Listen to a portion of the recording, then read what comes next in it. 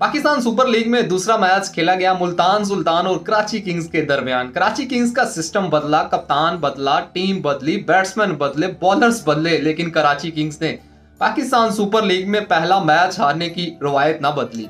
Pakistan super league में हमेशा Karachi Kings के साथ पहले मैच में एक बड़ा सा एल लग जाता है।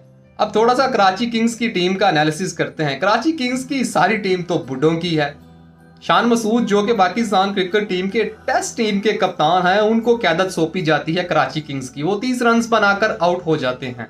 शोएब मलिक की बात करते हैं, वो एक बूढ़ा प्लेयर है। आप देख सकते हैं कि 40 से अबव उसकी एज है। उसने 35 गेंदों पर 53 रन बना दिए और दूसरी सबसे बड़ी वजह ये थी उनके जल्दी आउट होने की, उनको जल्दी वापस पवेलियन जाने की। बाबी बाहर बैठ के उनका इंतजार कर रही थी। बाबी जो ही कोई मुस्कुराहट या स्माइल देती थी तो शोएब मलिक उसी बाल पर चौका या छिक्का बाउंड्री लाइन से गेंद बाहर फेंकते थे। कराची किंग्स के आखिरी 4 प्लेयर्स तो